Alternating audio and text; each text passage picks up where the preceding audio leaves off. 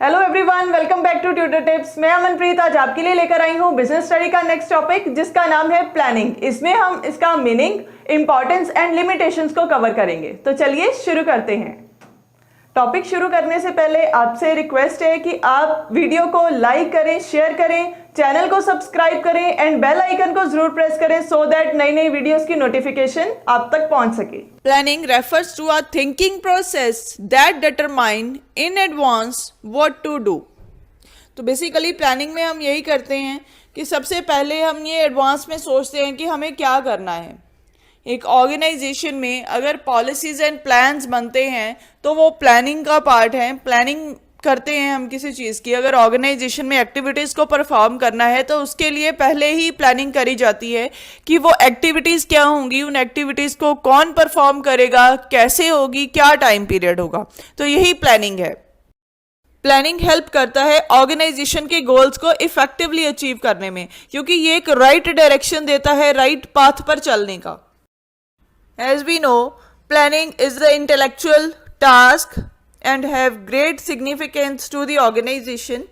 तो इसी से ही मैं इम्पॉर्टेंस को स्टार्ट करूंगी कि ऑर्गेनाइजेशन में प्लानिंग की क्या इम्पॉर्टेंस है। तो चलिए वन बाय वन पॉइंट्स को डिस्कस करते हैं। First is right direction.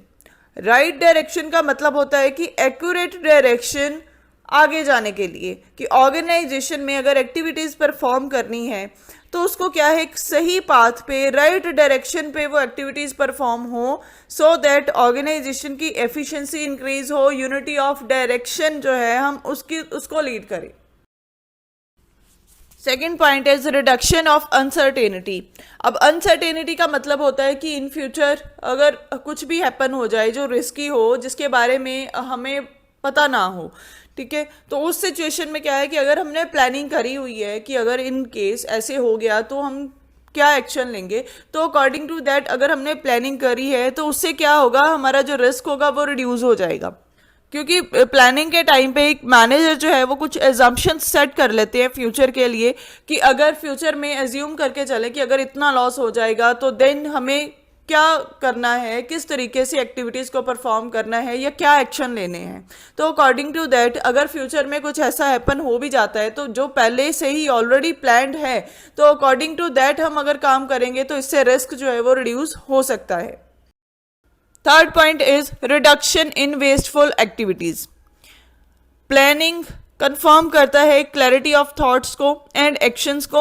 Organisation में जो एम्प्लॉयज़ काम करते हैं, अगर वो अकॉर्डिंग टू प्लान चलते हैं, according to set of targets चलते हैं, तो देन वेस्टफुल एक्टिविटीज़ में रिडक्शन आती है। उनको पता होता है कि उनके लिए राइट पाथ क्या है, राइट डायरेक्शन क्या है, किस तरीके से एक्टिविटीज़ को उन्होंने परफॉर्म करना है।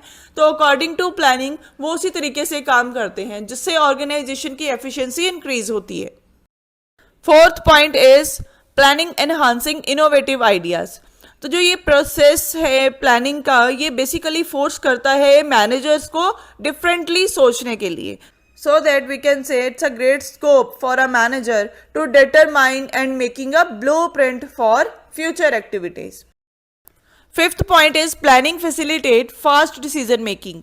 ये मैनेजमेंट को हेल्प करते हैं राइट डायरेक्शन में राइट डिसीजन लेने के लिए।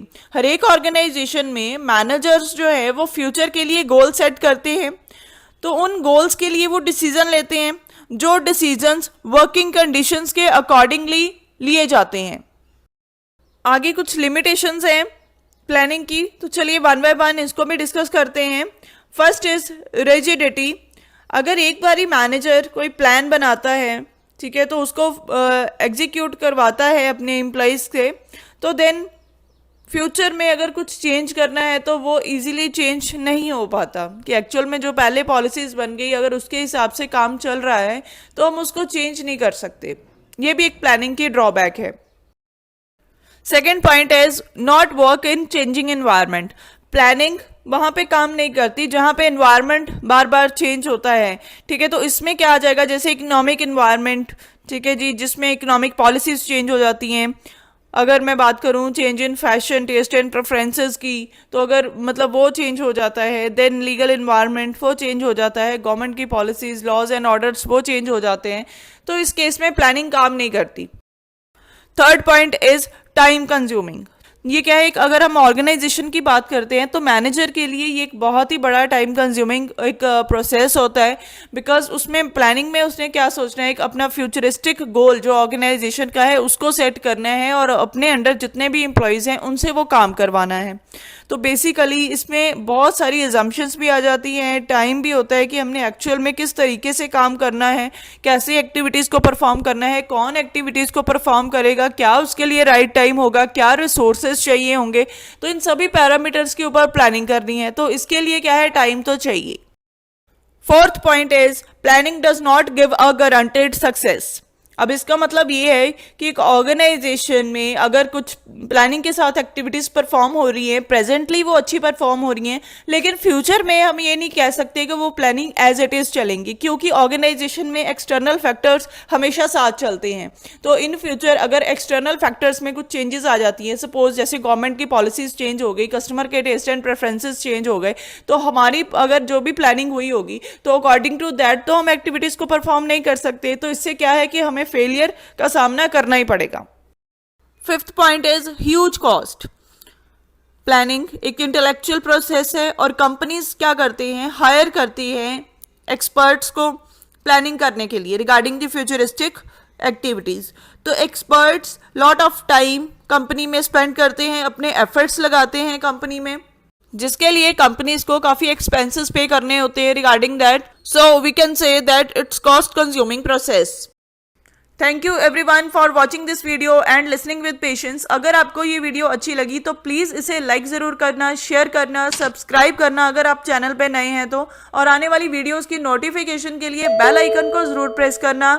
एंड अगर आप प्लानिंग से रिलेटेड या फिर बिजनेस स्टडी के अदर जो भी टॉपिक्स हैं उनसे रिलेटेड अगर आप PDF फॉर्म में नोट्स चाहते हो तो डिस्क्रिप्शन में दिए गए व्हाट्सएप नंबर पर आप मैसेज कर सकते हो। Thank you everyone.